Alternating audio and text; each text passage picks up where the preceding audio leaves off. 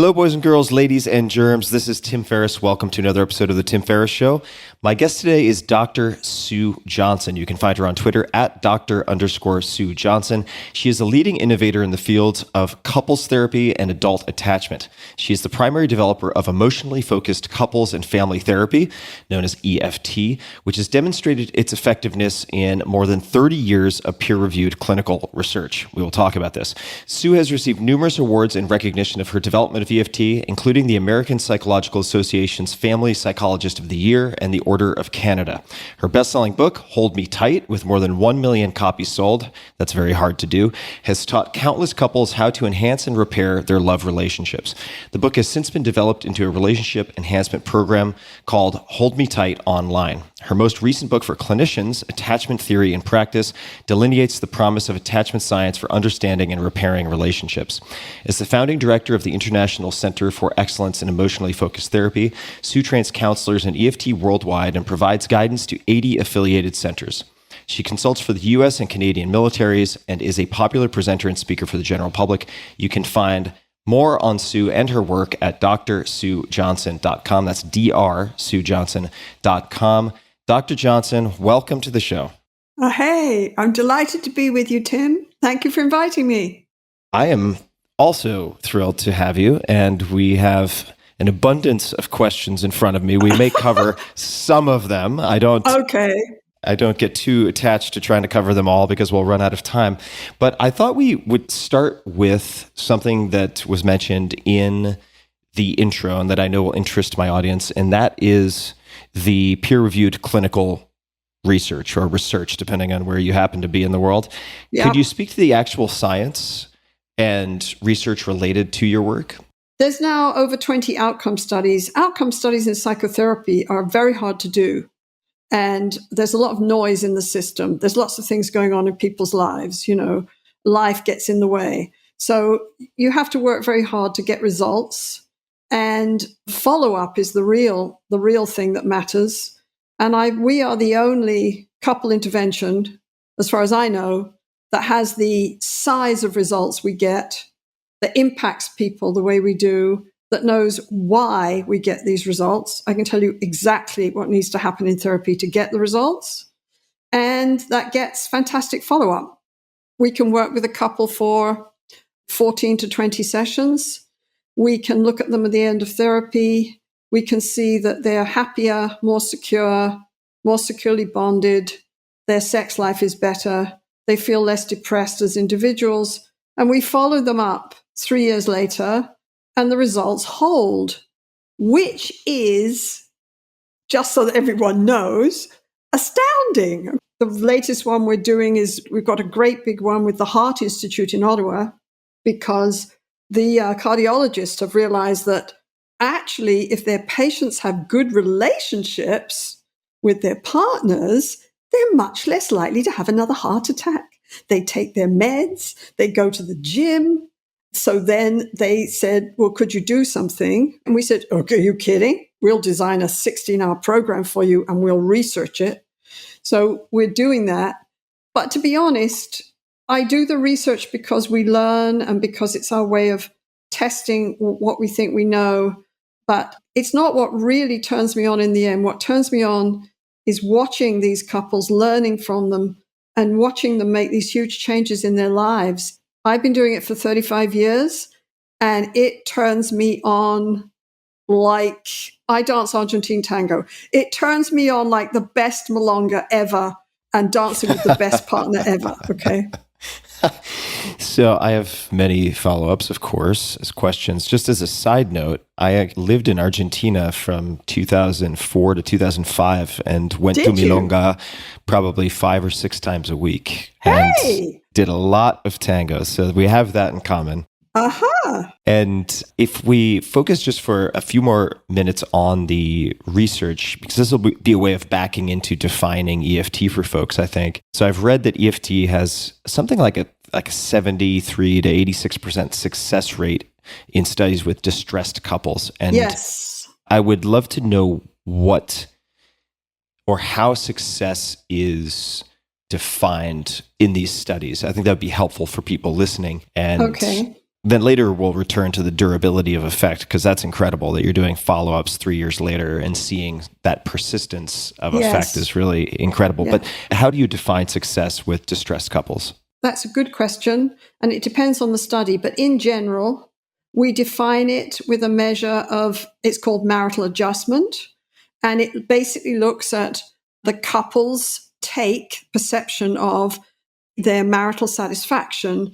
It's a bit more than satisfaction because it has different elements to it. So we use a scale that's been used in all kinds of research that's got all kinds of validity, but we've also used all kinds of measures. The one that I think is the most interesting is that we did a big study a few years ago looking not just at whether we can help you change your marital satisfaction, your adjustment, the way you see your partner.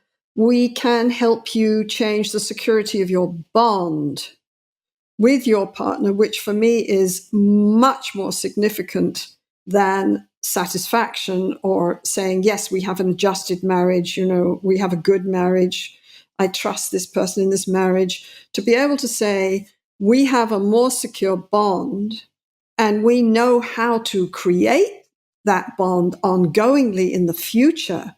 That still amazes me that we know that, because we've talked in our society forever about how romantic love is this great mystery, and it just sort of comes and hits you in the head. You fall in, you fall out. There's nothing much you can do about it. Well, actually, that's rot now. And personally, I think it should be all over the front of the New York Times. We've cracked the code of love. But the New York Times doesn't agree with me. So I think that's real big news for people. When we can show in our study, which we did, that we can take people, very distressed people who don't trust each other, who can't talk to each other, who aren't intimate, and we can, in 20 sessions, create a bond where they can turn and be vulnerable with each other, and they can say, I trust this person, I'm close to this person, I can be open to this person's my special one, I trust this relationship. And they can do the things, we can see it on tape, they can do the things that securely attached people do in loving, lasting relationships. That's very significant. We also find things like depression goes down when people are more securely connected with each other. Anxiety goes down. People deal with trauma better. We see a lot of folks with PTSD. When you faced dragons, to recover from that experience, you need to find comfort in the arms of another. And that's just the way we're wired. And if you cannot find comfort in the arms of another, you are hard-pressed, from my point of view, no matter how many times you meditate, no matter how many tips you've learned, no matter how much insight you have, if you can't find comfort in the arms of another to heal from trauma, it's bad news. So we have a lot of different results, but they're all on measures that are accepted by the field as valid. They've all been in peer-reviewed journals. And believe me, reviewers are brutal to psychologists. They're brutal. Let me ask a few questions, if I may jump in. Then we're going to continue, of course, on the path to defining what characterizes or describing what characterizes EFT. What scale do you use, or scales do you use, when assessing marital satisfaction and bond? And just for those people listening who may not know what we're talking about, there are different questionnaires and scales for different types of conditions. For instance, you might have the HAM-D for depression, you might have CAP-5 or CAPS-5 for PTSD. I'm sure some people will be curious if there are any particular scales they could find themselves just to look at their own. I believe I've put some of those scales in my book, Love Sense, actually. We use the dyadic adjustment scale, which has been used in marital research for decades for adjustment. We use various things for things like depression, like the Beck Depression Scale. For attachment, we use something called the Experiences in Close Relationship Scale, which is used in adult attachment research has only been going for the last 20 years. So it's young. Attachment research was really confined to mothers and children for decades.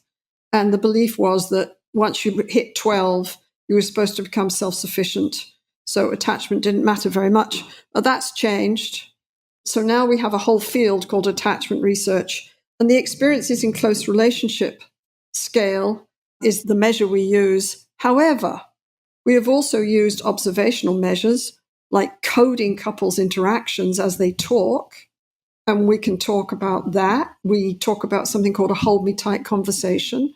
We can code the behaviors are totally different when they come into therapy and when they're finished. And my favorite one, which I can't resist talking about, is that we did a brain scan study with a wonderful colleague of mine from the University of Virginia called Jim Cohen, neuroscientist, where we put the women, we hadn't got enough money to do both partners. So we had to choose. Yes, I know. So we put the women in an MRI machine at the beginning when they were distressed and insecurely attached and didn't believe that their partners loved them or cared for them. We put the women in an MRI machine at the beginning of therapy and then at the end of therapy when they'd had these hold me tight conversations. And we were a bit brutal when I think about it. We put them in the MRI machine and we said, when you see an X in front of your face, there's a good chance you're going to be shocked on your ankles and it's going to hurt. And it did hurt because we tried it on my research assistant and she told us very clearly that it hurt. Okay, so we turned the machine down a bit. But what was interesting is at the beginning, before therapy, before EFT, we showed these women this X and their brains went into immediate alarm on the MRI, high alarm state because they're expecting the shock. And once we delivered the shock, we asked if it hurt, and they said it was painful or extremely painful. This is in a journal called PLOS ONE. And after sessions of therapy, after EFT, when they'd had these bonding conversations, by the way, we put them in and since you're interested in research, I'll tell you a bit of detail. Basically, they saw the X when they were alone in the machine, when they held their partner's hand when they were in the machine, and when a stranger held their hand. And before therapy, in all three conditions, their brains went berserk and they said the shock was extremely painful. After therapy, we put them in the machine again, did the same thing. They saw the X. When the stranger held their hand or when they were alone in the machine, same thing as before. Their brain went berserk and they said it was extremely painful.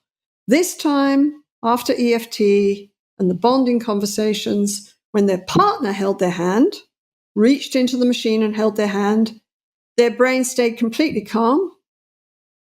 It looked like a resting brain. It looked like they were just resting there.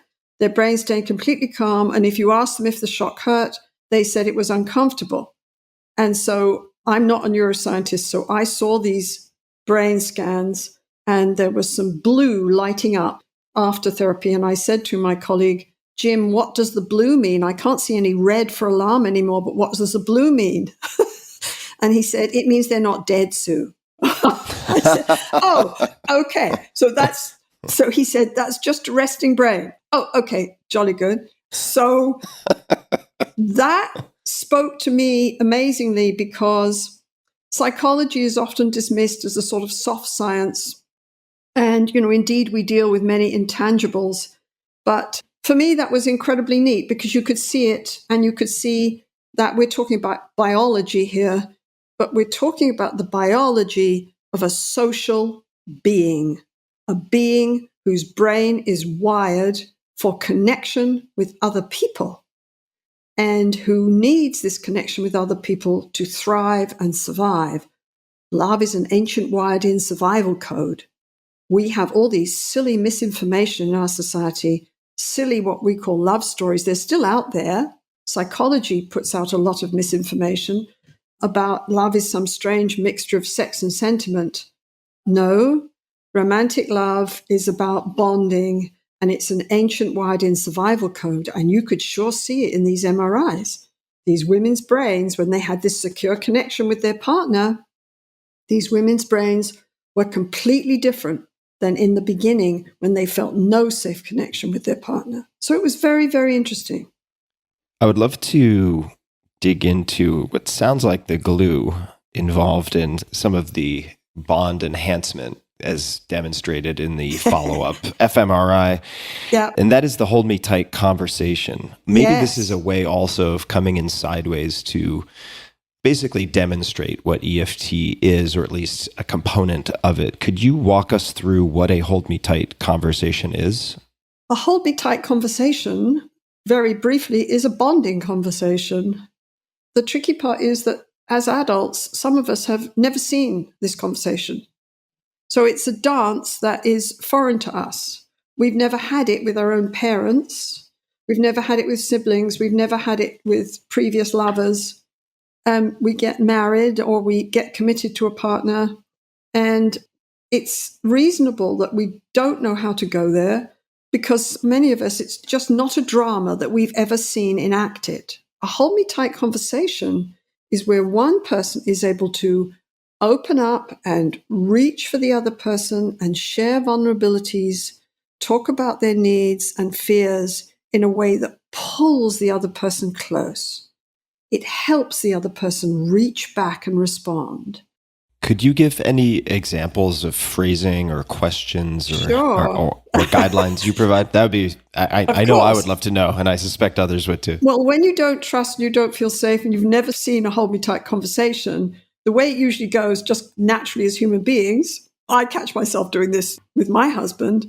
If I'm upset about something, like he's been going to bed very early, and that means that we don't have our snuggle time, we don't have our little chat time, okay? And it doesn't seem to bother him at all. Okay? It doesn't seem to bother him, this isn't happening. So this will go on for a couple of weeks. And even though I'm doing this work, there's a certain point where I start to get self-protective and I start to blame him in my head. And I say, he's always too busy. He's got his lists. He's got lists. That's what and he's a man and he's got lists. And all he cares about is his list of tasks. And he's just into problem solving. And he doesn't think about me at all. And this dialogue will go in my head. So I turn to him and I say, you're going to bed very early these days. Listen to my voice. It's the emotional music. He says, no, I'm not. Because he hears the threat in my tone. I say, yes, you are. And you've been going to bed for weeks, and I guess it doesn't matter to you that we're not having those close moments. Listen to me. I mean, I'm on the attack, and we are acutely sensitive as human beings to signs of rejection or abandonment by the people we love. Acutely sensitive. That's how we're wired. So he hears that he's blown it. He hears it that I'm rejecting him. I'm telling him he's done something wrong. So he says, I don't want to talk about this right now. I say, oh, let me guess, you have to go to bed because you're so tired. Right, so we're off, right? Okay, that is the typical demand withdraw, demand defend dialogue that you'll see in a distressed couple. And it's totally predictable. You can also have it with your kids. I can remember a glorious argument I had in Starbucks with my adolescent son that was just a perfect example of the way distressed couples talk to each other. So I'm blaming and pointing fingers, and he's rolling his eyeballs and basically telling me what a dreadful mother I am. So you can have it with anyone, but with partners, it's very predictable, and it has everyone feeling completely threatened and unsafe and unable to dance together. If you shift that into a hold me tight conversation, the way it would go is that I would be more able to tune into my own needs, more aware of my own needs, accepting of my own needs. And I would realize, oh, I'm really missing those conversations with John. We've been married for 32 years. We're both very strong people, so it's been quite an adventure. So I think, oh, I'm missing those relationships with John, and maybe he doesn't miss them. And oh, that makes me feel really somehow anxious and uncomfortable if he doesn't miss them. Because the big question in love relationships is, are you there for me? Do I matter to you? Can I count on you? Maybe those conversations don't matter to him, but they really matter to me. So I am aware on a different level of me, and I'm specifying. That scares me a bit, that maybe these conversations don't matter to him. I can tune into my own emotions. Then I take the risk and reach for him and say to him, I'm open. I say to him, you know what? We haven't been having our usual talks late at night, and somehow it doesn't look like you miss them. And somehow that makes me feel kind of really sort of uncomfortable. It almost feels like I'm not sure that that closeness matters to you. And so I could get angry about it, but actually what's happening is it sort of scares me a bit because I need those conversations. Now, I've talked about my fears and my needs. I can only do that if I have some sort of model that it's okay to do that, that doesn't mean I'm a wimp or mentally ill or weak or pathetic. From my point of view, it's strength to do that. And that's what we teach. And it's strength to do that. And that's what securely attached people can do. They can reach from a position of vulnerability. So I say that to him. And that pulls him. He says, "Oh, you're right. Yeah. Yeah. I really like those. I do want those conversations. So I've just been so exhausted and I've been doing this and I haven't wanted to tell you how stressed out I am." So then it becomes reciprocal. I say, "Oh, I didn't know that you were so stressed out about this decision we've made and that it's taking up all your energy and you're worried about it." And so then we start to have an open, responsive, engaged conversation where we can share vulnerabilities, comfort each other, and you're literally better at tuning in to each other. And I think that's because when I feel safe, I can tune into you. When I think about the people I can dance with in tango really well, it's the people I feel emotionally safe with. And I know that there's no mistakes because mistakes don't matter. We're just playing.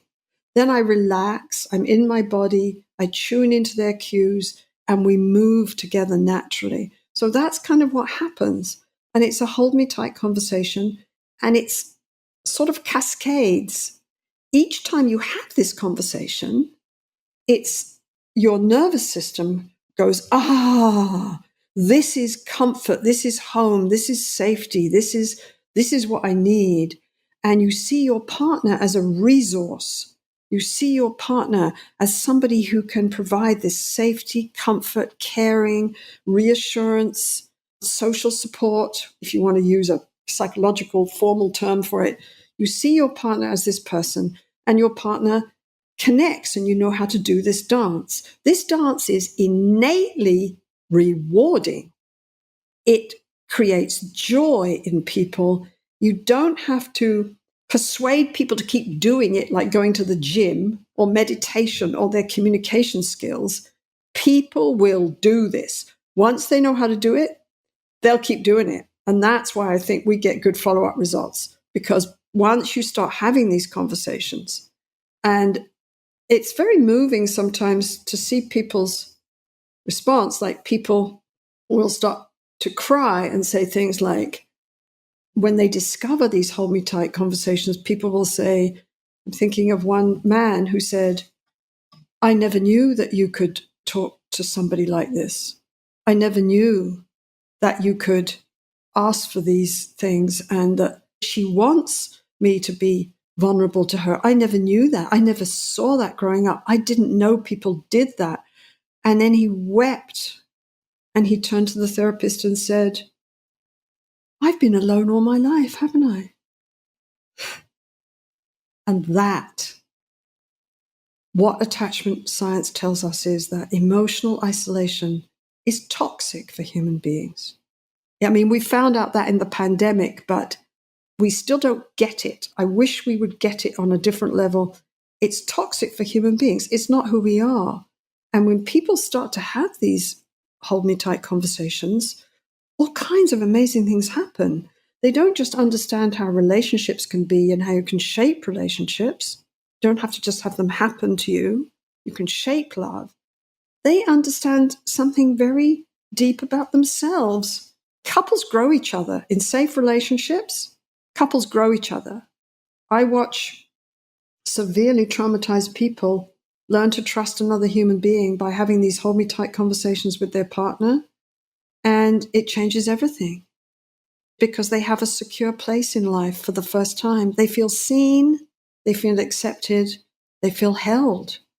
And once you feel seen, accepted, and held, there's a natural human growth process that happens Attachment science is all about development of the personality. There's a natural growth process. So we tune into that natural process in the hold me tight conversation. And those conversations predict over study after study after study after study. Those conversations predict success in EFT. They predict more secure bonding. They predict better sex, more sexual satisfaction in couples. They predict any sort of measure of good, positive functioning you can imagine. Those bonding conversations predict all the good results we get in EFT, and they predict results at follow-up. So I would love to ask more about the hold me tight conversations, and I'll share a bit of the sort of context from which I'm asking this. So we don't necessarily have to get into details, we could, but I had quite a bit of a severe early childhood trauma, like Yes.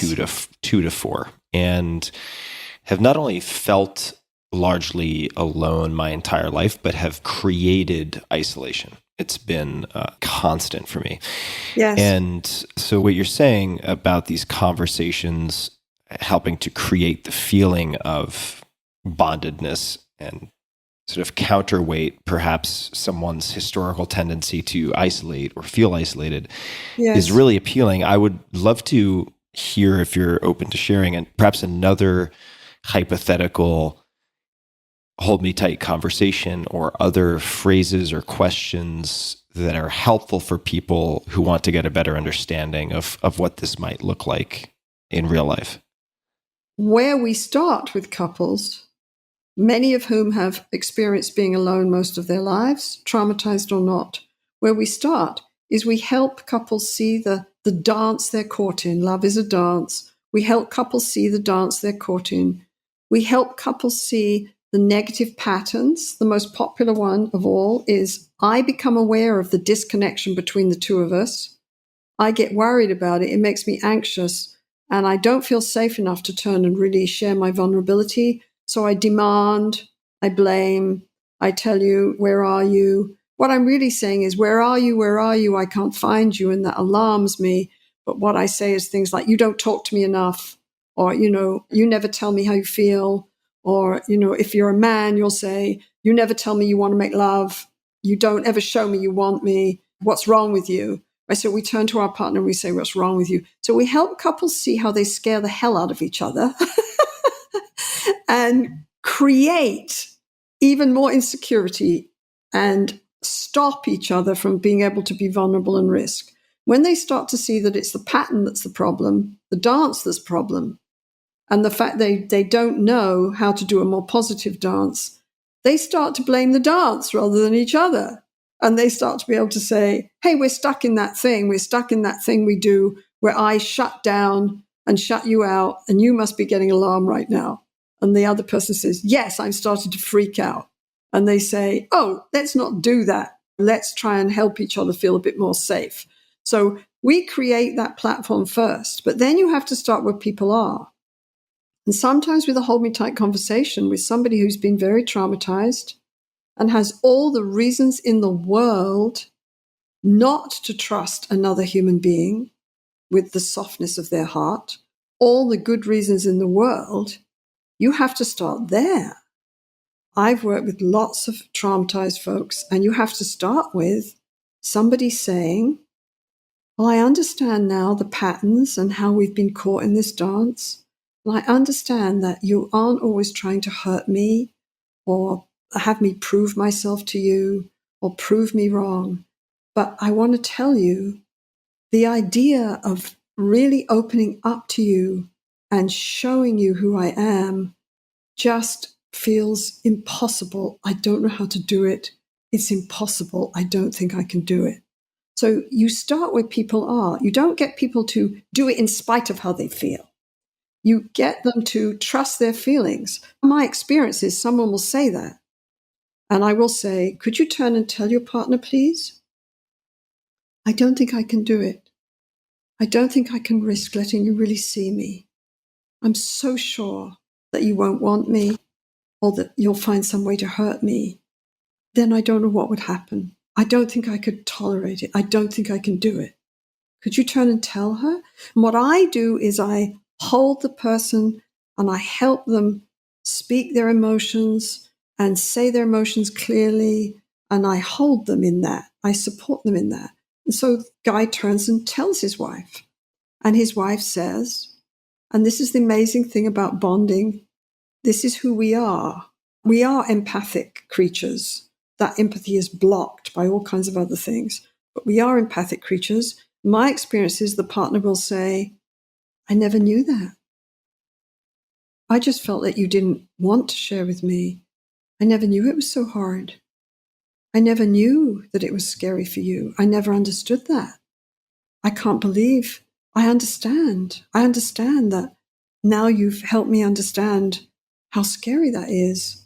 I can't believe that you're even here telling me this. And I love you for taking that risk. Thank you for taking that risk. And then the door opens wider.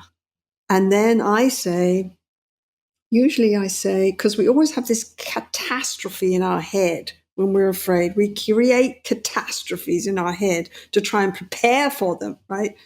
So I say, what is going to happen if you really show her who you are and you show her how scared you are to really open up and show your vulnerability? What is going to happen? And he says, she'll tell me what I've always known. She'll tell me that I'm weak. There's something wrong with me. And the reason that I've been alone all my life is because there was something wrong with me. And the reason I was so hurt when I was little was because I wasn't a good enough kid or a special enough kid, or I didn't do it right. One lady broke my heart. She said, I was so careful when I asked my mother for attention. I was so careful. I'd plan it in the dark for hours. And no matter how I did it, it never worked. It never worked. She was always angry at me. So I said to myself, it's me. It must be me. There's something wrong with me. I'm just not lovable. And she weeps.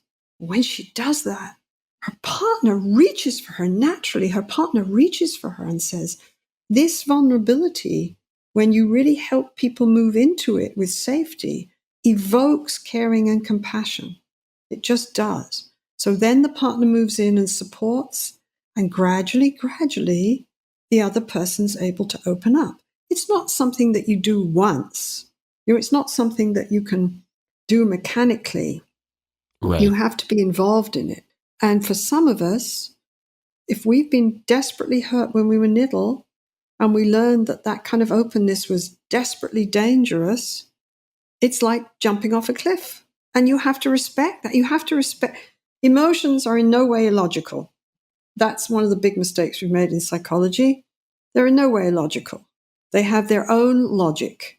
They're a supreme information processing system that it wires us to see the world in a particular way, to move in a particular way.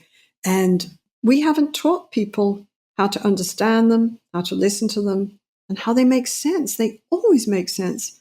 If someone's terrified of that kind of openness, it's because they have very good reasons to be. And often they haven't told their partner. They haven't told their partner anything about it, so their partner has no idea. The partner says, you just don't want to be close to me. You just don't want me. No, I do desperately want you. I'm just terrified to let you see me. In psychology, we're very good at looking at the behavior and the problem.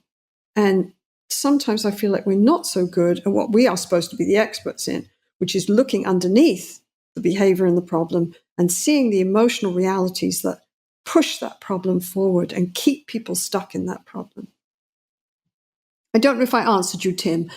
There's so much to talk about here. I tried to answer I think you did. No, Okay. you did. And I mean, the examples are just heartbreaking. And I think they're heartbreaking. I mean, I was like feeling myself getting really emotional is because they resonate, I think, with so many people. They resonate with me, I should say. But I suspect that these types of situations are really, really common. But when you're experiencing them, I think it's so easy to view yourself as uniquely flawed in some way. Yes. Yes. but it's so common. It's so common. It seems so common, at least. I mean, you'd be more qualified to speak to it. I think it is common, and I think the power of attachment science is it tells us who we are.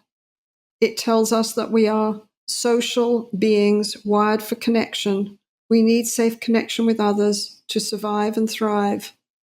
Dependency became a dirty word somewhere through our history. And we all fell in love with the image of the lone cowboy riding over the range. The Eagles song, Desperado, I love that song. It's my favorite song because it basically takes that image of the lone cowboy and basically says, buddy, you better find someone to love you because you're in deep trouble. So it takes this strong image and says, no, you're in trouble. And dependency became this dirty word. And I think what attachment science says is we are interdependent human beings wired for connection with others from the cradle to the grave.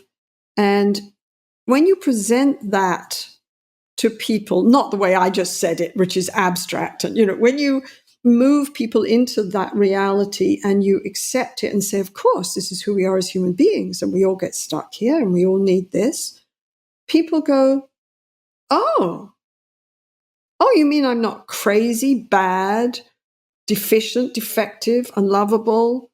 No, you're not. You're just a human being who needs that connection with another human being and who is terrified of rejection and abandonment. And the reason you're terrified of rejection and abandonment is because those are pure danger cues to your mammalian brain. Danger cues. Our young are vulnerable for longer than any other species. And while our brain is developing, we know perfectly well, on a visceral level, that if we call and no one comes, we die. And that's the truth.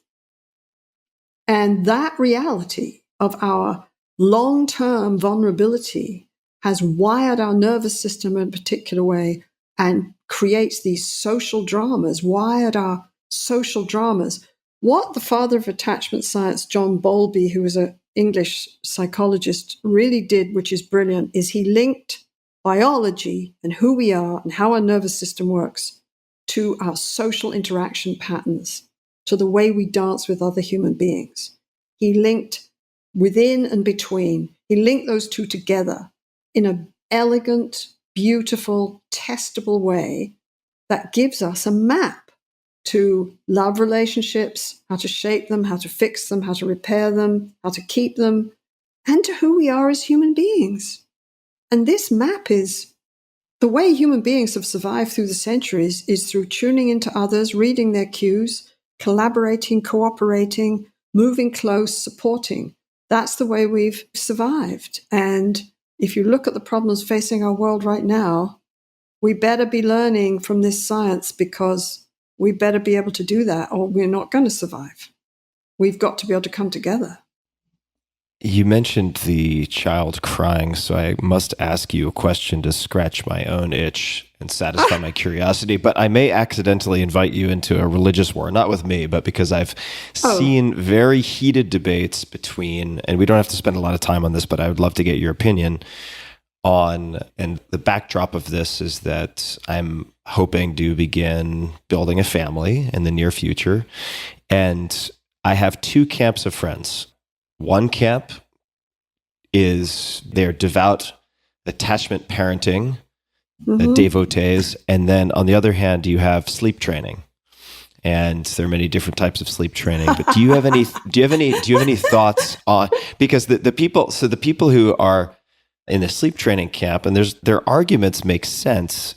The arguments on both sides make a lot of sense. In so much as what I hear is, attachment parenting, the way they would position it is this constant contact and sleeping near or with the baby is most natural. It is in the baby's best interest. If you look at evolution, that is what's supported. The people in the sleep training camp would say that's great, but if you're not sleeping and we're no longer living in a village, we don't have the type of support that we had. If I don't get any sleep and my partner gets no sleep, we're going to be terrible parents, and ultimately that is going to be bad for the baby. So I don't know what to make of this, and would love to get your perspective.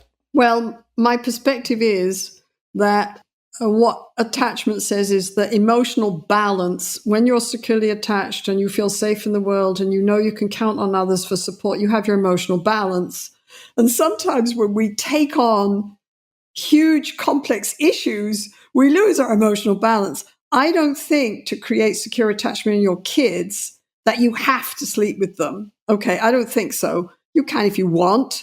And I think you have to balance things like if you sleep with your kid in between you all the time for 3 or 4 years, what does that do to your couple relationship? And what your kid needs is a good couple relationship in the parents who can cooperate. Believe me, that's what your kid needs. So that's an issue. I think people sometimes go over the top. They take the good sense and the science of attachment and they turn it into rigid life rules, which I think you have to make your own rules there. I think being emotionally responsive to your kids is the key. And for them to know that you're there for them is the key. It doesn't mean you have to always show up in the same way and you have to be constantly available. For me, I don't think so. On the other hand, I do have a visceral reaction to sleep training. I would like to suggest that when you do sleep training, your child does not calm down and learn to rely on itself. What your child does is numb out. And what your child learns is that no matter how I cry, nobody will come. From my point of view, that's a bloody disastrous lesson for any child to learn. So I have a huge bias against. Now, again, it depends on how it's done and it depends on what else is happening. So let's not get too judgmental here, but why not? Let's get judgmental.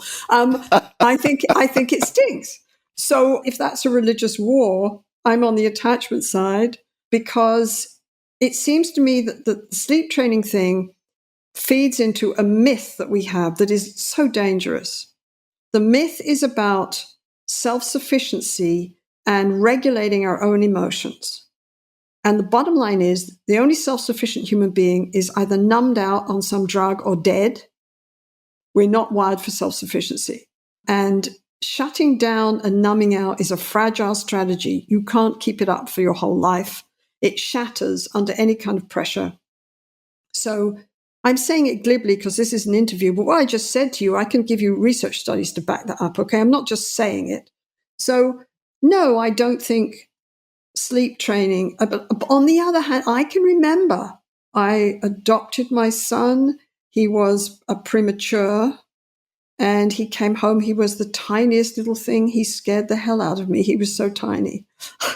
And he had something wrong with his digestive system. And for the first 18 months of his life, he would wake up every 2 hours at least, but maybe sometimes 90 minutes. And the only thing that would help is that one of us would go in and sing to him and talk to him and rock him for 10, 15 minutes and put him down. And we got into the habit of that and we did that and we accommodated to that.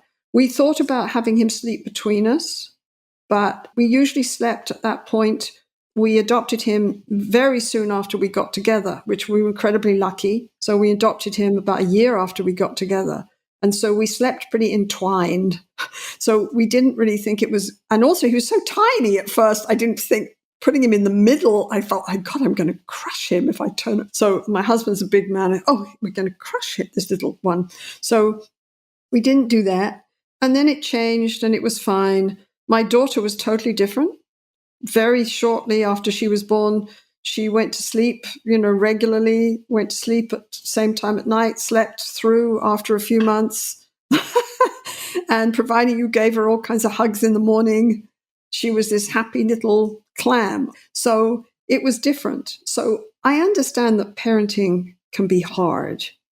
I think for me, it's the hardest thing I've ever done. For one thing, parenting is a moving target.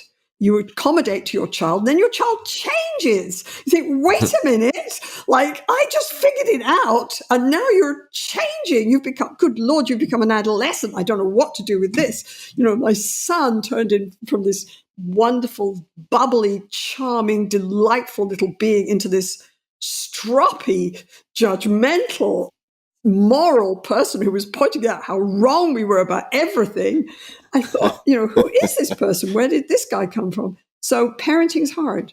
And if you take the social implications of attachment science, we should be supporting our parents like crazy. We should be teaching people how to have good, secure relationships. We should be teaching them about relationships, educating them.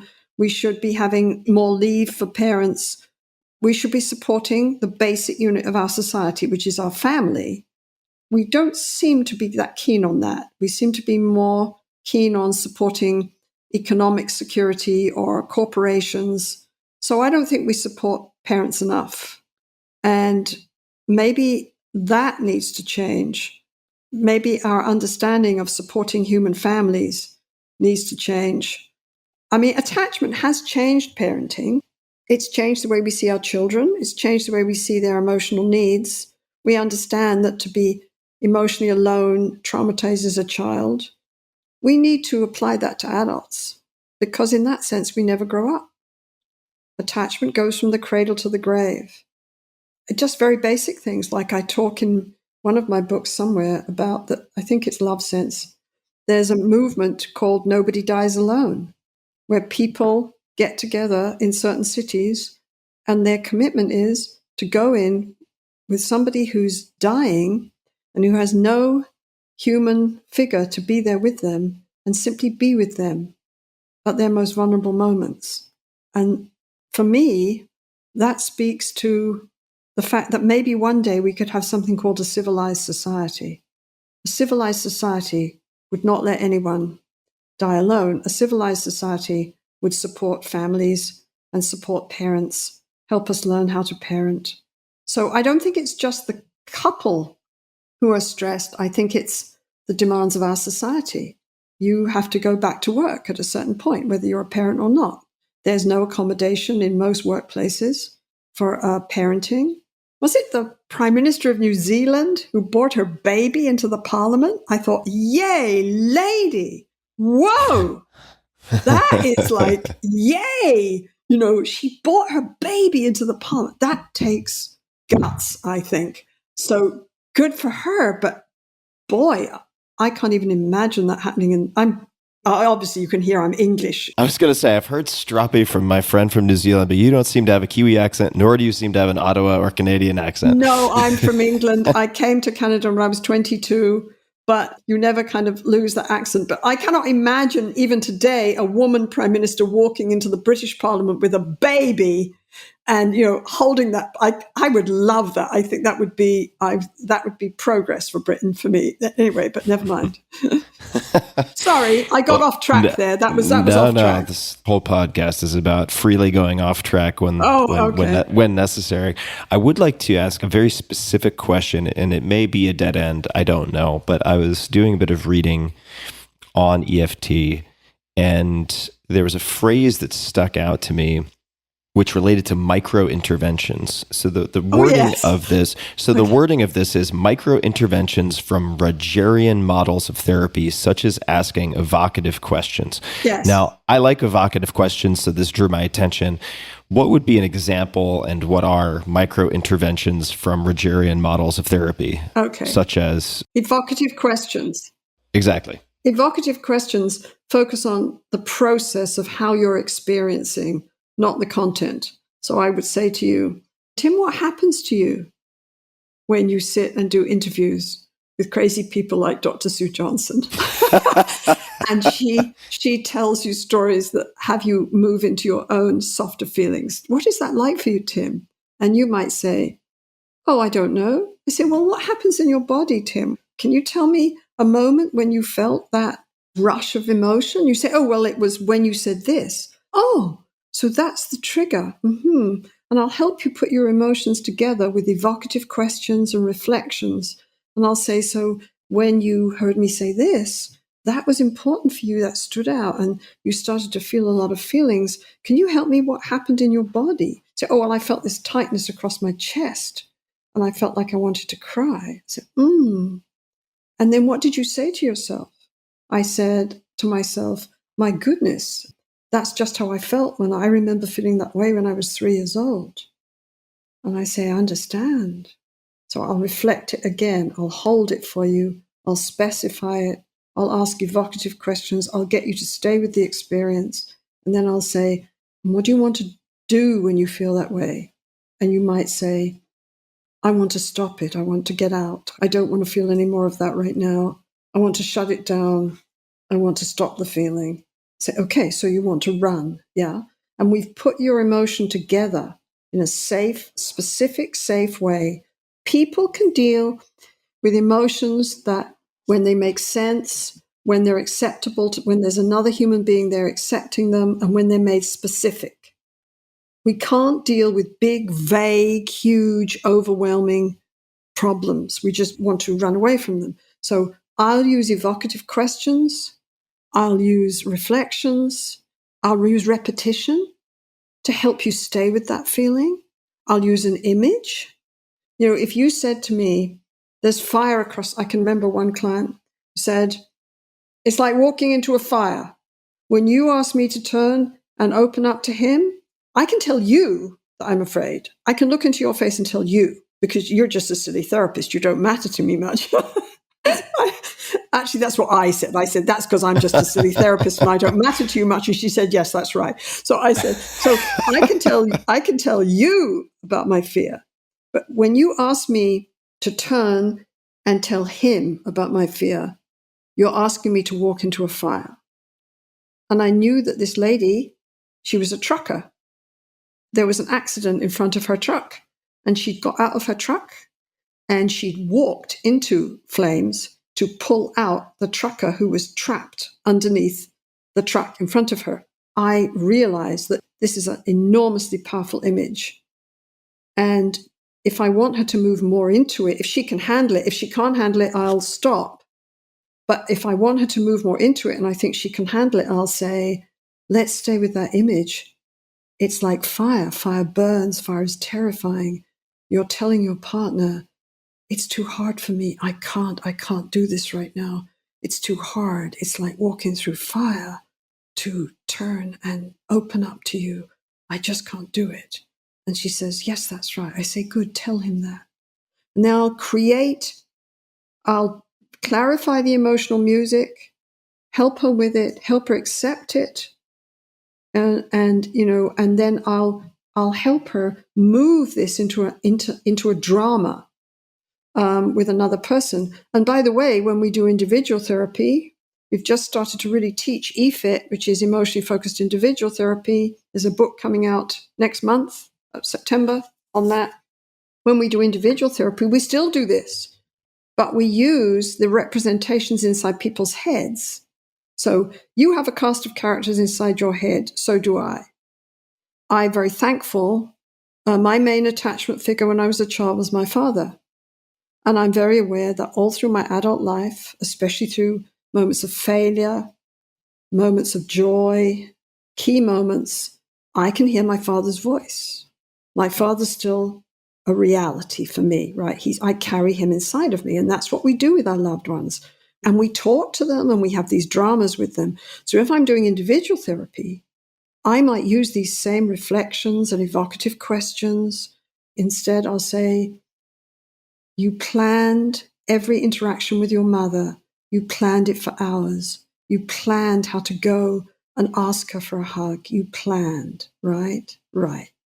So can you see that little girl who always got smacked and taken back to her room and left in the dark? Can you see that little girl sitting on the bed by herself? What would you want to say to her? What would you like to have been able to say to your mum? And she says something like, I tried so hard, Mum, I tried so hard, but I could never reach you. Was it really my fault? Was I really such a bad little girl? I just think you weren't a mum. You weren't a mum to me. Say, good. What does it feel to say that? She says, that feels different. I've never said that before to myself. I've always said, I didn't plan enough. I wasn't a good enough little girl. I said, aha. So can you say that again? Can you see your mum? What does your mum look like in the chair? Close your eyes. She closes her eyes. She says, yes, I see her. I say, oh, what do you see on her face? She says, she tells me she's tired. She doesn't have time. She's tired. and she's working 3 jobs. And, I should just be quiet and go to bed and stop my grizzling, that's what she's telling me.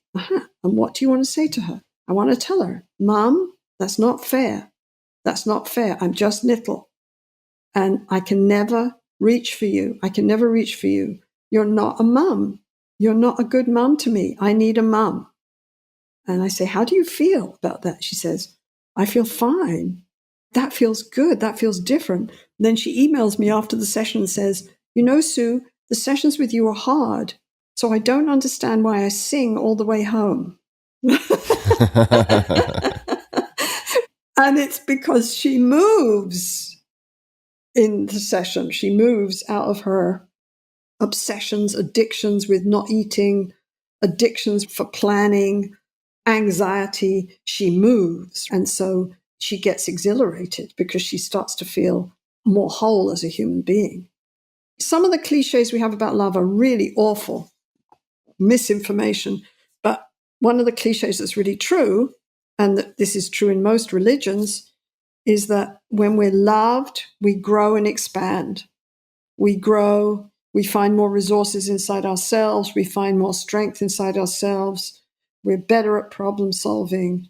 When we're safe and secure and we feel we matter to others and that they have our back, our potential and our resources come out. Now, again, I'm having such fun talking to you. I'm not sure I answered your question. Oh, yes, it was about micro interventions and things like reflecting and evocative questions. You gave a number of examples. Yes. Okay. And I like to think of it as much conversation as interviews. So even if the interview is just a cue to take us in a different direction, that works for me. I want to come back to some of your evocative questions, though, because I wrote them down because they, I think, will be helpful for me. And they were follow-ups to the question of what someone is feeling. So when I said that, the hypothetical was asking me how I felt when you said certain things in the interview. That was the example, which could be a real one. And then I would answer that. And then you had follow-ups such as, what did you say to yourself when you felt that? Or what did you want to do when you felt that way? But I want to go to the initial question, which is, how did you feel, or what did you feel in your body? And I have a little bit of experience as a client with something called the Hakomi method. Yes. And the question of how you feel and what you're feeling in your body comes up a lot. And I feel, for reasons known and unknown, that I have a very poor, which is surprising to me, very poor vocabulary when it comes to identifying bodily sensations. Yes. And I'm not aware of much outside of, for instance, almost every time I would be asked what I was feeling in my body, whether it was sadness, anger, you name it, it would be tightness in the throat or tightness in the chest. And that was really all that would come up for me. Yes. Were these two options, maybe some tension in the forehead. And I'm curious what you do when you have a client who really can't come up with more than one or two answers to that question. What do you feel in your body? Maybe that's not a problem, but I felt kind of ridiculous because when I've done some couples work with my girlfriend, who's extremely kinesthetically aware and very self-aware, she always has this rich landscape she can describe, and she closes her eyes and she's so specific. And I'm like, you know what? It's just the throat again, tightness in the throat. And I feel kind of ridiculous, and I don't feel like it gives me much to work with. But how would you respond to that word salad that I just threw at you? Well, you have to put it in context. I mean, the point is, when I go in to something like that, there's always a specific thing that's happened. A client's told me a story, or is feeling something in the moment, or is having a specific emotional reaction. Or if I'm working with couples, there's a piece of drama going on. So there's usually a specific trigger. And the thing about attachment science is it gives us a map to our emotional needs, vulnerabilities, feelings. It gives us a map. And what I think, it's a relatively simple, elegant map.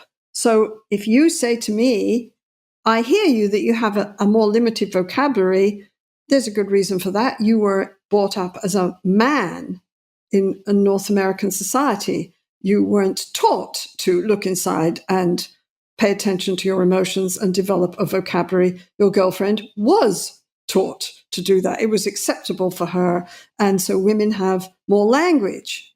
The bottom line is, though, you are human beings. So you have the same basic emotions. We talk about 6 basic emotions, and you have the same basic physiological responses. So if you said to me, Sue, I don't know how to talk about this.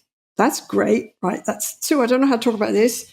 All that happens to me is when, and then it's specific. When I hear that tone in her voice.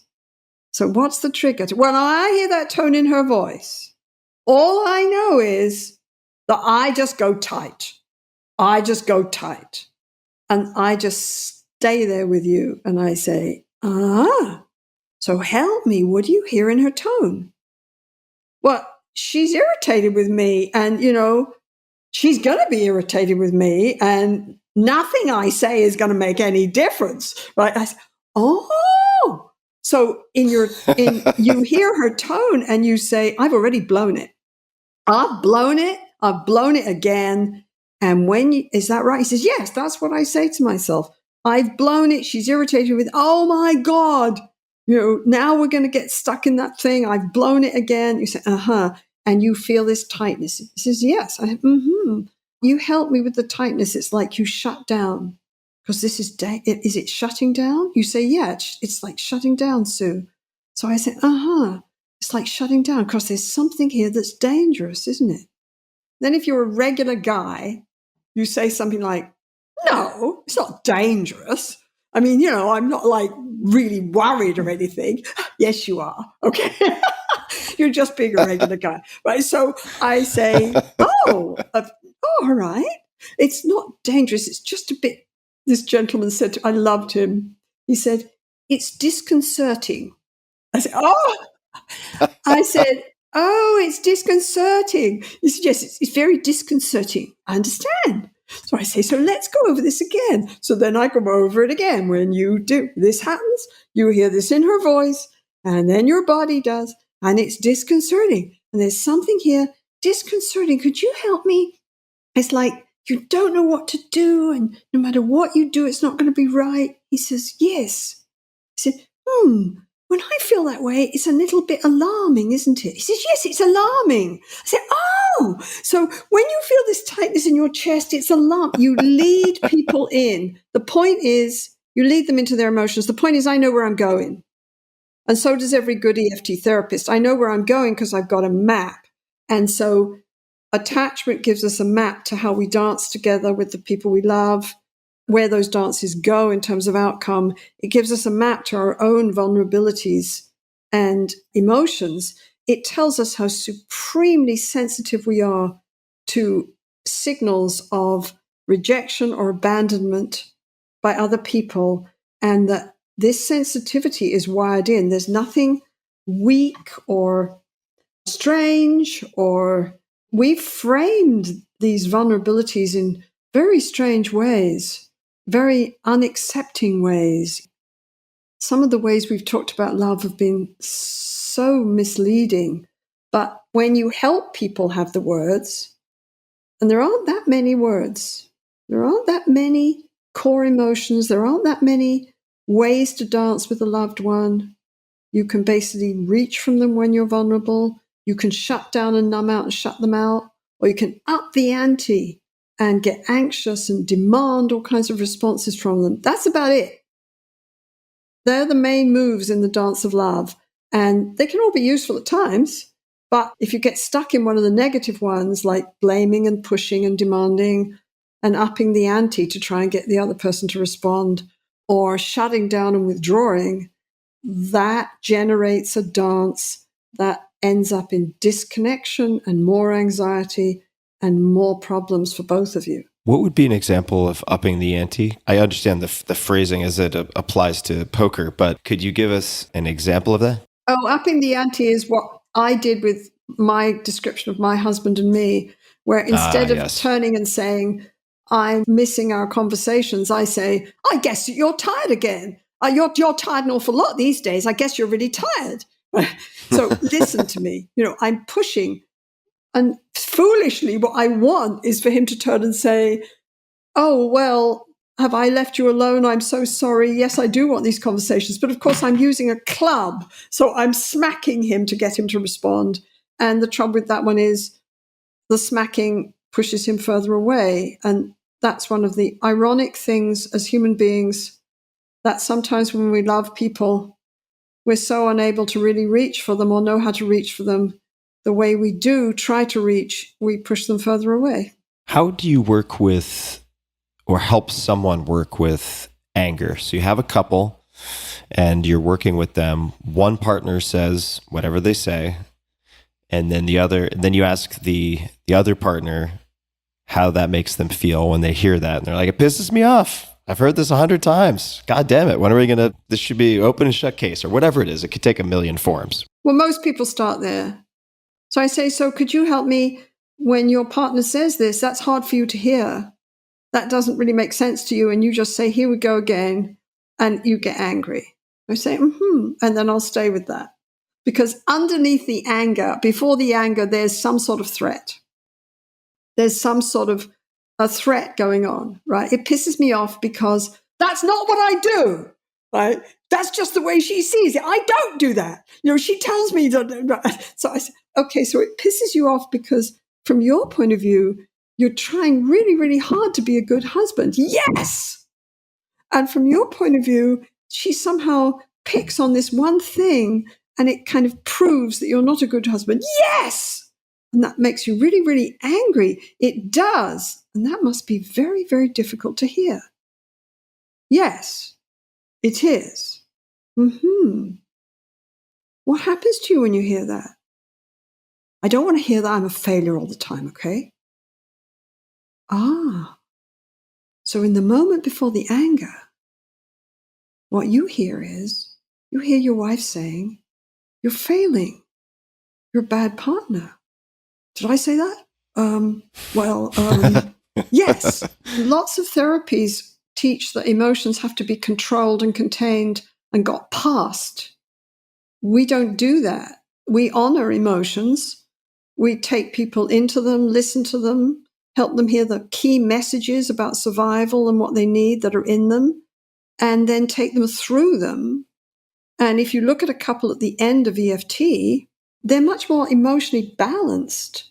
And when they feel vulnerable or hurt, they're better at dealing with it. Securely attached kids, in all the research studies, there's thousands of studies on infant-mother attachment, child-parent attachment. There's hundreds and hundreds of studies on adult attachment now. When you look at them all, they all basically say, we need this connection with other people. We need it. And we have these incredible sensitivities. And there's only so many ways of dealing with them. And there's only so many emotions that come up. The main one that people are dealing with when they get stuck in fights or incredible distance is fear. Fear of rejection, fear of abandonment, fear of disconnection. Fear that I don't really matter to you. I'm really on my own in life. And that intimidates us all. We all know that that is disempowering for us. We all know on some deep visceral level how much we need others.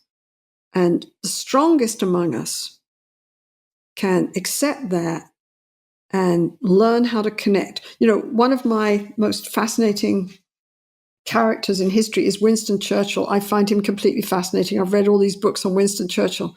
Winston Churchill had the most horrible childhood relationships. He had a father who was mean and blaming and rejecting and distant. And he had a totally distant mother who was too busy having affairs with the king and having wonderful parties. And they sent him to boarding school and he would write these letters that just break your heart, like, "Dear Mummy, could you possibly make it to this big event once a term and come?" And she wouldn't even reply to his letter. Ugh. So Winston Churchill grew up deprived, but I don't know how he managed it. Sometimes human resilience is amazing. But what he did as an adult was he created a bond with his wife. And all the evidence is all through his life, he relied on that bond. And that when they got into a fight, this man, this powerful man, who sort of took all these impossible stands in his life.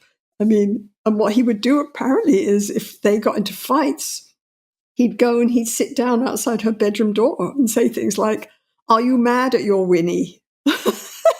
So he knew how to, somehow he knew how, he found a way to reach for her. And she responded enough that he had this secure connection. Of course, they were British upper class, so they still slept in separate bedrooms, which is just kind of weird. But from my point of view, but they did that. Now my class consciousness is coming out here. So, do you have any favorite books, or if you were to recommend a resource or a book or a place to start for people interested in learning more about Winston Churchill, do you have any suggestions? There's a wonderful book. I think it's called The Last Lion. It's a biography in 3 volumes of Winston Churchill, but it takes it from childhood until him dying.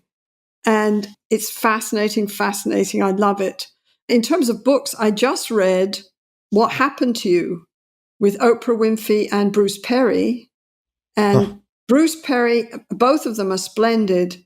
I love Bruce Perry. He's a child and adolescent psychiatrist, so he comes at attachment science in a slightly different way than me. His work dovetails with us totally brilliantly, and he says all the same things about how emotional isolation is traumatizing and how sensitive we are and how to grow human beings. He says all the same things. That's one recent one that I just read. It's funny. I just came home and literally that book is sitting on one of the dressers. So I think my girlfriend just bought that book. So it seems like she and I are having complementary explorations at the moment, which is great. Yes. And the book that you named, you actually got it right, The Last Lion by William Manchester, The Last Lion box set. It is a 3-volume set and has average of 5 stars out of 5 on Amazon, 260 reviews. So it seems to be well liked. What I love about it, I think I love Winston Churchill because from my point of view, he was a successful human being in that he was always honest to himself. He was always Winston. He took huge risks. Even though some of those risks made him massively unpopular, there were periods of time when he was hated in the House of Commons. His peers despised him, criticized him. He was creative. He was always honest. He was always who he was. I love that he used to go up in the Blitz. Everyone else used to go into the shelters. He used to go up on the roof and watch the Blitz as it was happening, okay? In the First World War, all his upper class colleagues, if they were in the battle at all, they were way behind the lines in a nice hotel somewhere. Winston gave up being a member of parliament and asked to go into the trenches. He said he wanted to see them. He wanted to see what they were like. He wanted to be there in the trenches.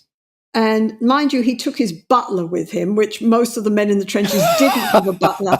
But nevertheless. Man, I would love to hear the conversation with the butler on that decision. Yes.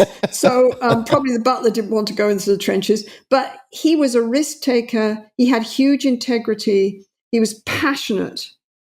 He stayed with that passion, even though there were long periods of time when he was completely rejected socially.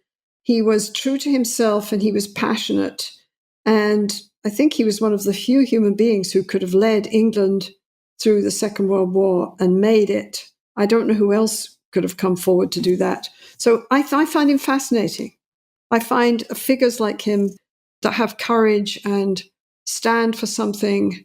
And even when the prevailing winds are going the other way, I always find that fascinating. Do you still dance tango? Is that something that you still pursue? I still dance tango, and COVID has been so awful. And of course, the parallel with couple relationships is obvious. And when I first started to learn tango, my tango teacher would be teaching me and I'd suddenly say things like, stop, I got to write that down because it would be relevant for therapy. I mean, tango is about attunement, and so is love. Tango is about standing up, moving with somebody, changing weight with somebody, tuning into somebody, and there's a safety check there. There's a, can I find you? Are you going to respond to me? Are you there? Can I feel you? And then if the answer is yeah, if sometimes you go through the motions, the answer is no. And you go through the motions, you do the steps. But if it's a good dance, you find the other person and it's like, oh, there you are. There you are. Oh, I can feel that. Ah. And we tune into the music at the same time and we start to play. And there's a synchrony there that happens in hold me tight conversations, happens in good sex, happens in its play and synchrony. And it's two human beings impacting each other, responding to each other, sending cues, tuning into the cues. There's something intoxicating about it. So when I realized the parallel, I was not good at it, I want to tell you. My teacher, who was not big on empathy, said something like, why do you want to teach tango? You're uncoordinated. You don't have any balance. You're not 22. I said, thanks very much. I'm in my late 50s, actually. So thanks very much for that comment. At the time I learned tango, right? She said, this is going to be very difficult for you. And I said, well, then shut up and start teaching me because I'll just work harder at it than everyone else. That's all. He said, why do you want to do it? I said, because there's something here. I get these little tiny moments where we're both moving together to this beautiful music that are just joyful. He just looked at me and said, all right then, but you're going to have to work really hard. There's so many parallels. Like I remember one lesson when I said to him, I got angry and I said, you're not sending me any cues. It's a bit like a couple. And just for people listening, this happens all the time. These arguments between tango couples, they get into these bickering fights all the time. So right. Please continue. So this is my teacher, right? And he says, he's trying to teach me this new move. And I say, you're not saying anything. You're not sending me any cues. He says, the cues I am sending you are enormous. I said, what are you talking about? You're not sending me any cues. You'd be just being ridiculous. So bless his heart. He does what we do in EFT. He says, feel it. He moves his shoulders slightly to the right, about 1 millimeter. Can you feel that? I said, no. He says, do it again. Feel it. Can you feel that? No. He does it 20 times. I say, oh. And sometimes that's what you have to do in couple relationships. You have to slow everything down and give people time to listen to a new thing they're not used to hearing or can't take in. You have to slow it down, and you can't just do all this stuff fast. So then I go, I got it. And then he says, right. Then he says, now follow it. And I turn. This happened all the time. The parallels in relationships, and they were the same. So I go to tango lessons and get completely enthralled, intellectually, emotionally, physically. I adore tango. But I have to say, I probably shouldn't say this on air. Oh, no, you're allowed. Please do. I find it's easier to dance with women. And there aren't many women leaders. And I can't figure out why that is, but I think it's because women have had to learn to tune into other people in order to survive socially over the years. They've had to do that. So maybe it's a little easier for them. But I find with women leaders often, or maybe I just feel a little safer with women leaders. Maybe that's what it is. I don't know. But often I find it easier to dance with women, although I've had some amazing male partners too. One of the big arguments in my marriage was that we started dancing tango and then my husband said he wasn't going to do it. He didn't like it. So I won't tell you what Sue Johnson said to that. It was not a positive evening because that was like, you can't do that to me. I need a partner. And he basically said, it hurts my back. I'm not going to do it. And so that was very difficult, but we got through it. He goes hiking, and I don't particularly like it when he goes hiking up mountains all by himself. It scares me. And for quite a while, he didn't particularly like it when I would go off to the Milonga, and as he put it, insist on dancing very, very close to other men for hours. Right? So I'm dancing tango. The just fact that it's very, very close is just the way it is. Right? Anyway. One of my close friends does not dance. He does not dance, but his wife loves ballroom dance and dances a variety of different styles. And I remember one Saturday, it might have been a Friday. No, it was a Saturday. He said, "Here's my wife's evening." And he sent a photograph that she'd sent him. She's in this really sleek, super sexy dress, all done up, looking gorgeous, dancing with this Latin guy. They're face to face, sweating all over each other. And then he said, "Here's my evening." And he sent a photograph, and it was a table with arts and crafts with like a half a dozen kids going totally batshit crazy. And he painted quite a picture for himself. And I just want to backstep into what you were saying about tango. It's making me really want to dance again. I haven't danced in a very, very long time. But for people who don't know, so a few things on the gender split. In Argentina, a lot of the tango began in the port town of Buenos Aires with men dancing with other men. It was actually very common, very, very common. And even now you can find, and I trained because oftentimes in the classes when I was there, we wouldn't have enough women or you wouldn't have enough men. So women would dance with women, men would dance with men. And there are two brothers. I can't recall their names. Somebody I know listening who they will are. Yes. They're incredible. Yes. Do you know the name? Do you remember the name? No. Oh, but they're amazing. So incredible. Yeah. If somebody goes to YouTube and just searches, Argentine dancing, Tango Brothers or something like that, you'll see the two of them dancing. And it's a very aggressive, masculine, almost violent type of tango. It's incredible to watch. And you're bringing back so many memories for me. I remember being at different milongas like Niño Bien or Sunderland, and all these different milongas. And what struck me so much when I went to some of my first milongas, which for people wondering, start really late and end really late in Argentina. They often don't even really get going until midnight. Could be a Tuesday, it doesn't matter.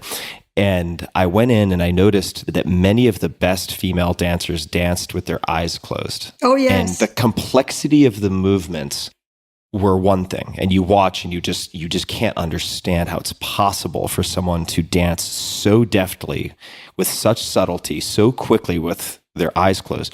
But on top of that, as a beginner, you walk in and you think to yourself, these two must have been practicing for months and months and months, years and years together. And then you find out it might be the first night they ever met. It's all cues and improv. It's just mind-blowing. It is so impressive. And it's the synchrony, that kind of physical and emotional synchrony, moving with the music, that synchrony elicits joy in human beings. It's the reason why birds have mating rituals. Swans move their necks in unison. They do this ritual. They move into synchrony. It happens with mothers and children. They move into synchrony. The little child opens his eyes. The mother leans forward and opens her eyes wider. A synchrony in tango, synchrony in lovemaking between lovers, synchrony in hold me tight conversations. This is our nervous system buzzing and saying, yes, this is belonging, this is safety, this is joy. And our nervous system buzzes with this. And it's so rewarding. I tried to explain to my husband why I needed to keep tangoing at one point. And I said, when I dance with, I used a woman as an example, when I dance with Mary Ellen, in 12 minutes of dancing, I'll have 4 straight moments of this incredible synchrony when my brain is out sitting in a chair looking and saying, how are you doing this? I don't understand how you're doing this. You don't know any of these moves. And what happened there? I don't understand how this is going, because your prefrontal cortex isn't subtle enough. It's like you're picking up on attunement and moving with someone And this is what human beings can do. We can read these cues incredibly fast. We have these mirror neurons in our brains that pick up the cues from somebody and feel them in our own body and use as the basis of empathy.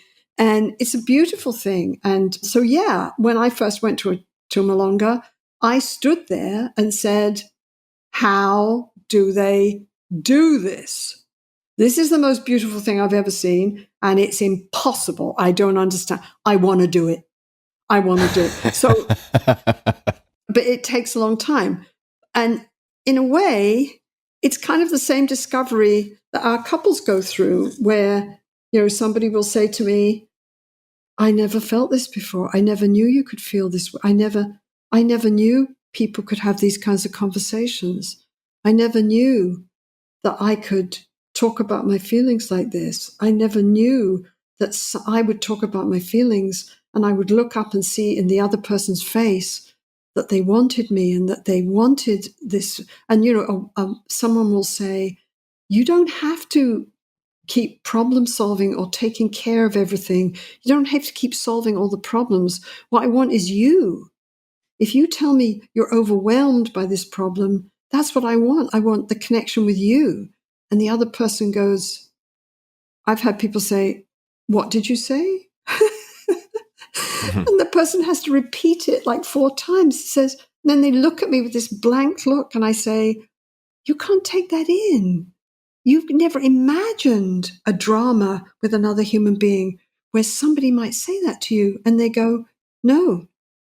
And then they weep because in the end, what none of us can bear is the feeling that we're alone and that we don't matter to another human being. That's, and our world doesn't talk much about that. When I first heard that you wanted to talk to me, I thought, why does he want to talk to me? He's into business and he's into teaching people how to make money and and then somebody said, no, he's into success and what helps people feel successful. And I thought, oh, well, that's okay, because from my point of view, success is about being really alive, and being really alive is about being connected with others and knowing that they are our greatest resource and that's where we are most alive, whether we're dancing tango, making love, responding to our child. It's such fun to talk to you. You're fun. I never know what questions you're going to. Sometimes you ask quite intricate questions. That's really fun. You're fun too. And I only have a few more questions because I know we're getting not necessarily to time, but we're definitely covering a lot of ground. You've mentioned sex a number of times, good sex, and this is important to many, if not all, couples. And I'd love to pose a situation and hear how you might approach it. And that is couple who love each other dearly. They actually do not seem to be shutting down, at least obviously. They've been together a long time, and maybe the passion, the fire has simply died down somewhat. They're more, I don't want to say roommates because that has a pejorative sound to it, but they're good parents. They love each other. They maybe still go on dates and so on. But for whatever reason, that sexual spark is not as strong as it used to be. How would you approach that situation, that couple? What's always interesting to me about sexuality and sexual conversations is that our world, arguably, sex is everywhere now compared to even, say, 20, 30 years ago. Theoretically, we're more open and we're more accepting about sex. We're not so restrained and all that. So what's fascinating to me is it seems to me that couples have an incredibly hard time having a conversation about their sex lives. And that's still true. And it was true 30 years ago. And it's still true now. And I think it's because in sex, people are literally naked. They are vulnerable. And they don't know how to even begin that conversation. So what we do is we create safety in the relationship. We have them look at the relationship and we walk into that conversation. One of the big conversations about that one is there's a lot of evidence now, I think it's really good research, about the difference between male and female sexuality. And there's a lot of evidence that women respond differently to sexual cues. A woman can be physiologically aroused, for example, by a sexual cue. If you look at her in an MRI study, I think this was by a man called Gilath. Basson, Canadian researcher, also talks about this. There's quite a few people. I think Chisholm talks about it. So the evidence is a woman can be physiologically turned on. And if you ask her if she's turned on, she'll tell you no.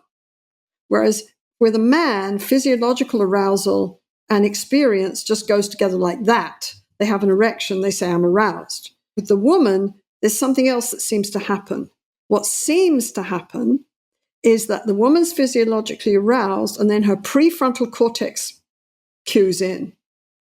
And her prefrontal cortex, the theory now is from these studies that her prefrontal cortex basically checks out the safety of the relationship, which makes sense because women are, let's face it, if you look at the sex act, women are vulnerable. They're naked, they're going to open their body, they're going to be penetrated by a stronger animal. This is a basic thing. So it's almost like women check out the relationship and the connection and the safety before they then actually let themselves feel aroused. And so women take longer often to be aroused. Somebody said to me, what's the best foreplay I can do with my wife? I said, well, have you heard her talking here? I think what she's telling you is the best foreplay you can do with your wife is to talk to her and share with her and turn up. Well, basically, I didn't say turn up emotionally, but, that's where I was going. Like show her who you are, stand out on the dance floor, open your arms, it's like, and so women have a slower pace often.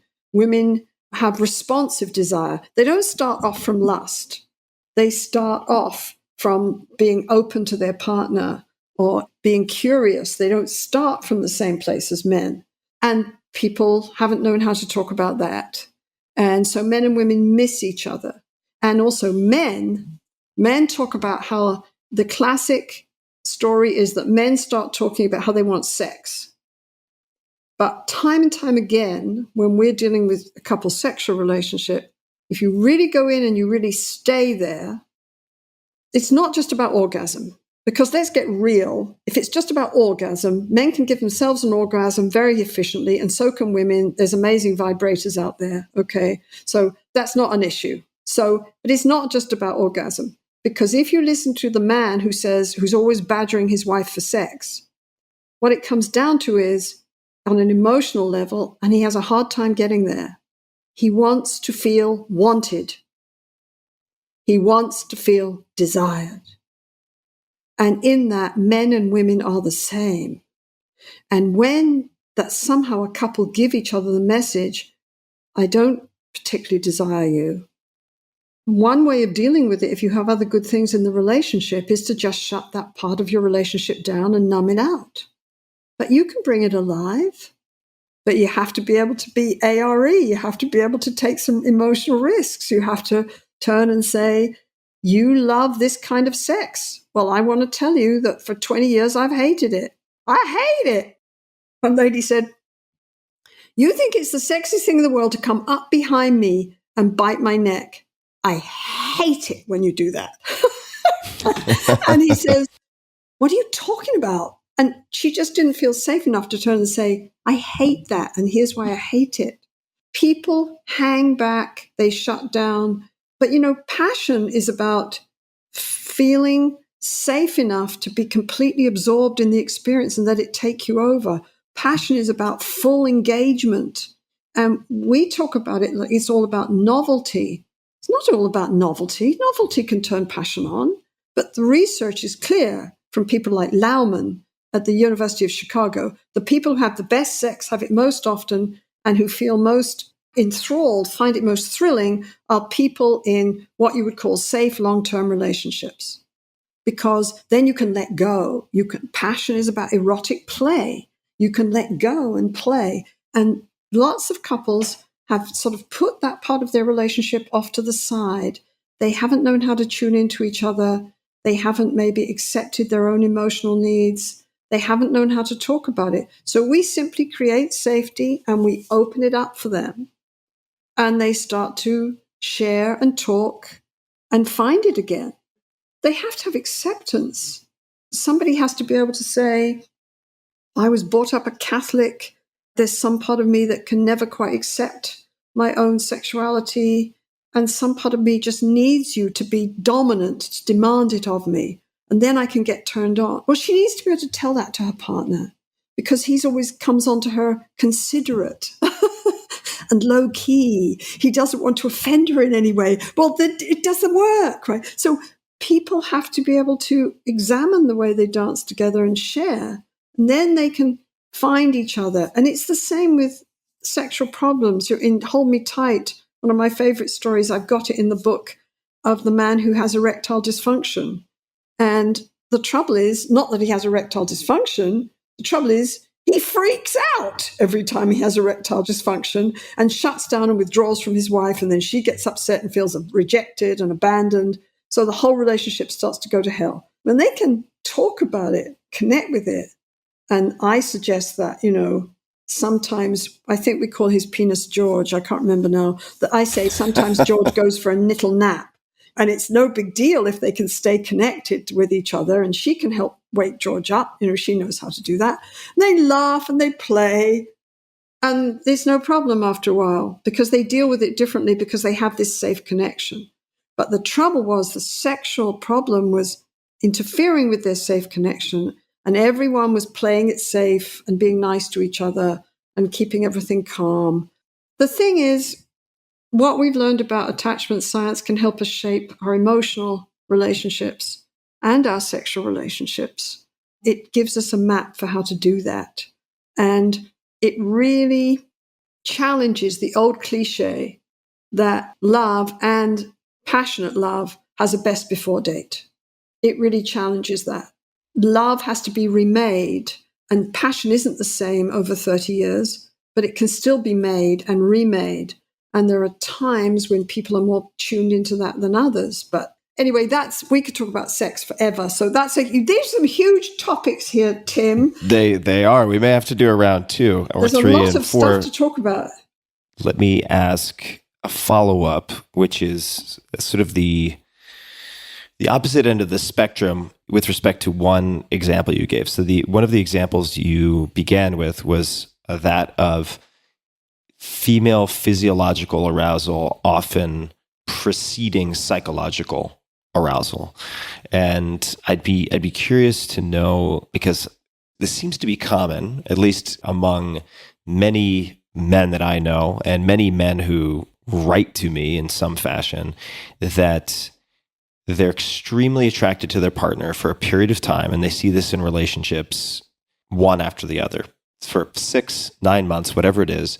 And then it's not that they stop being attracted to their partner. They still can objectively and subjectively look at their partner and find them sexy and attractive, but they just do not have as much sex drive as they would like at a certain point in the relationship. Do you have any, not necessarily advice for them, but could be advice, but thoughts on how to approach that? So not a situation where the male is demanding or hoping for more sex, although that might be the case, but in fact, a situation where the woman has more sustained sex drive than the male. Well, that's an interesting one. I don't know. I mean, we condition men to think about physiologically their sexual need and their sexual response is very available to them compared to women. And it seems to be immediate. And we condition men to accept their sexuality and to accept sort of lust and to expect a certain amount. So I don't know. I think it depends. And I may have been prejudiced, because the cases that I've seen in that situation have usually been that there's another whole element going on, which is that there's a certain point in relationships where people realize that they're vulnerable and that this person holds their heart in their hand. And for some people, before that, the infatuation and the excitement and the novelty and all that stuff can carry them forward. And then there's a moment when it's kind of like the bonding scenario kicks in and they realize they're vulnerable. And this other person can hurt them, and that they need this person. They need certain responses from this person. And for some folks, that is exceedingly difficult. And they can't even really put their finger on what that's about. And they start to shut down. And I can remember one very dramatic case of this, where this guy pursued this woman and adored her and everything was great. And then they got married. And literally, they got married and she became immediately pregnant and was very ill with the pregnancy. So she kind of withdrew. So from his point of view, he took the ultimate risk, which he said he was never going to do, and got married. And the minute he did that, from his point of view, this person became unavailable. He completely shut down his sexuality. Completely. He numbed it out. Except in his mind. In his mind, she was still the most attractive woman in the world.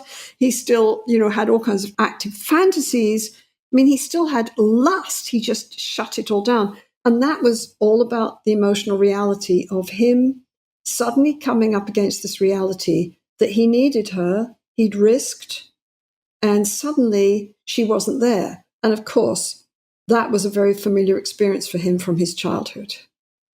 And then she got angry, of course, because he wouldn't, he shut down and the whole relationship went bad.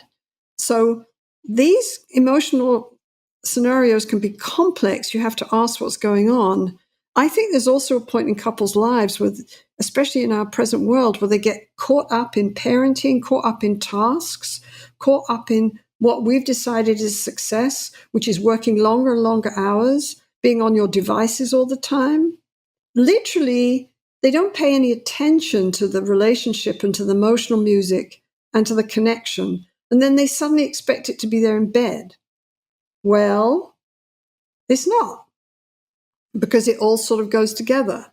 So we don't find it that difficult to help people, if they want, to go through those blocks. We don't find it that difficult to help people deal with their sex life differently, with problems, or to reawaken that passion. In fact, what we find is when people start having hold me tight conversations, we don't even talk about sex. They tell us their sex life improves because they start to be able to play and take risks with each other and tell each other things they'd never been able to tell each other before, and accept their own sexual desires or sensitivities in a new way and share them. So then this openness, this emotional openness and responsiveness turns into physiological openness and responsiveness. It's very hard to be open and physiologically responsive when you're afraid and guarding yourself all the time. Yeah, those two sound almost entirely mutually exclusive. Well, I would like to, if you're open to a few more minutes, just to hear your description, since people will want to explore this more, of Hold Me Tight Online, the relationship enhancement program.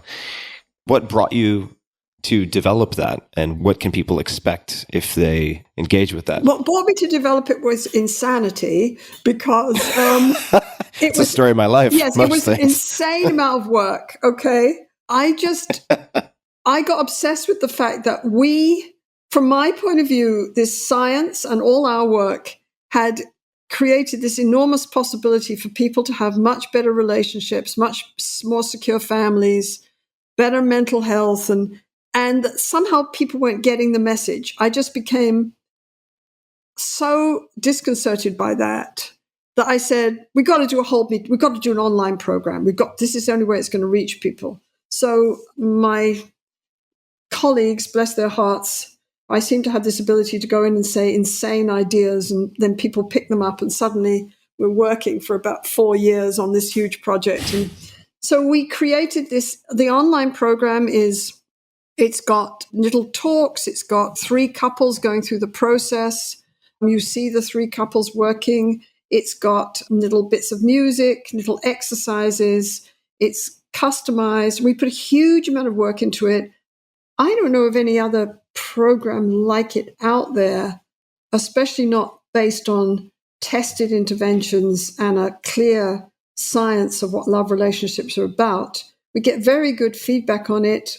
I'm very encouraged by the fact that the military, the US military, I believe, and the Canadian military are using it now, and the government of British Columbia, where I live on the west coast of Canada, has just bought a number of them. I think they're going to give them to first responders whose relationships are having a hard time. The Heart Institute is talking about creating an online program because they have a live program in their hospital now in Ottawa. So I'm very encouraged by the fact that institutions are picking it up. But it's supposed to take the Hold Me Tight book and turn it into a live, engaging online program that you can do with your partner. And there's some research on the educational program based on Hold Me Tight. There's no research yet on the online program, but we're still working on it. We want to, for example, the 3 couples who agreed to be filmed through this, we just took the first 3 couples that came into the studio in Ottawa and did it with me, did those conversations with me in a very snowy winter. So when I look at them now, it looks a little dated, those 3 couples. There's a young couple, a couple that are facing all kinds of other difficulties, and an older couple. They're still useful, you can still see, but we started to add conversations, like we have a Black couple right now with a Black facilitator talking about that and talking about issues with racism and how that impacts your relationship. We're trying to put new conversations in. You can see a couple go through it. You can hear me talk about it. You can learn about it. You can hear the stories about it. You can do exercises. I mean, it's really designed to lead you into being able to have your own Hold Me Tight conversation. And I think, well, I'm a bit crazy about all this, but, we need books and we need online programs. We need to educate people about relationships. It's insane that we have all this science and understanding and that we are not sharing it and putting it out so that we can have more positive, loving, cooperative relationships and more secure families. From my point of view, it's insane. So we created the program and we're going to keep adding to it.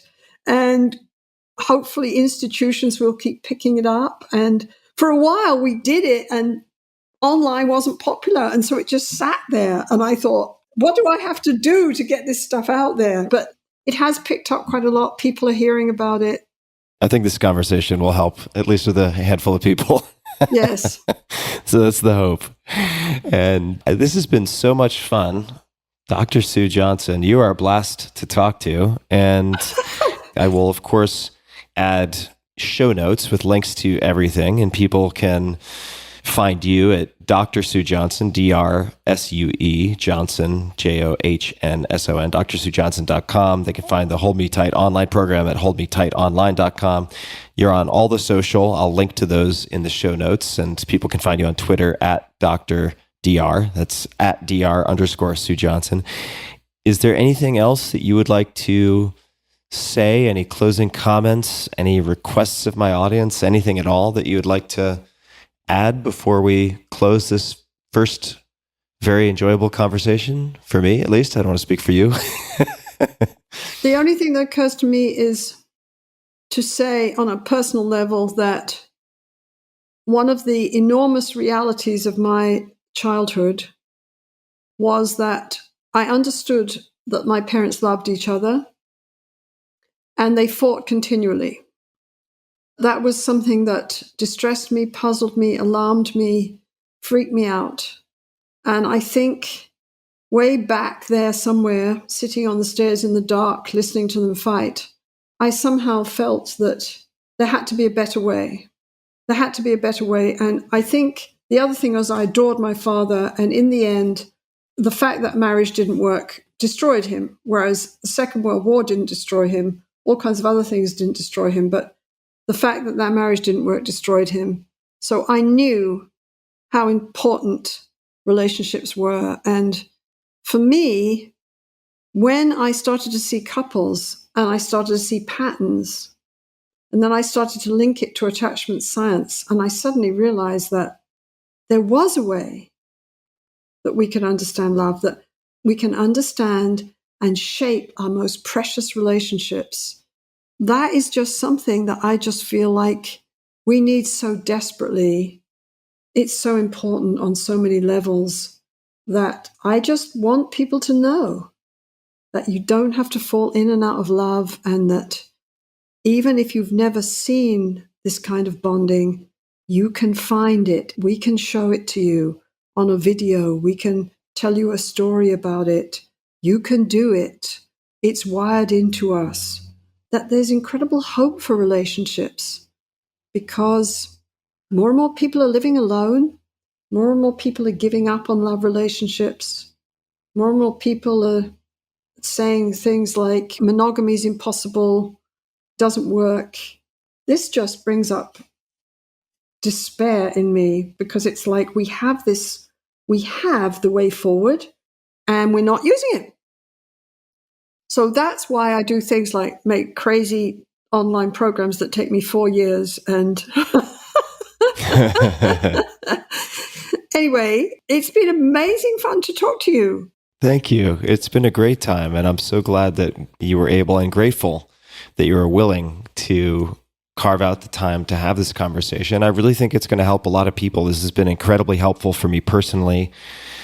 I've taken a ton of notes. I have a lot of things to follow up on. I'm going to have some very bonding and engaging conversations with my girlfriend. And this has inspired me to further seek out the tools that help us to shape the love that we need and want instead of just waiting for some miracle to fall from the sky or a disaster to fall from the sky. And it's very enabling to hear you speak and to get a better understanding of your work. And certainly I can only imagine to engage with the work that you've developed. So I'm very grateful to you for the time and for the work that you're doing. I think these tools are invaluable and never more needed, certainly, than right now. I think that word despair that you mentioned is something that a lot of people have become intimate with in the last year, but that the last year has really just magnified, I think, an underlying despair that many people already felt. I agree. And I'm so glad that we were able to take the time together. So thank you very, very much. And perhaps if you have time in the future, we'll do a round 2, but we'll no need to rush that. But really, really tremendously enjoyed this conversation. So thank you again. You're welcome. Lovely to talk to you. And you asked wonderful questions. So I appreciate that. Thank you so much. Oh, my pleasure entirely. And for everybody listening, we'll have links to everything in the show notes as usual at tim.blog/podcast. And until next time, thank you for listening.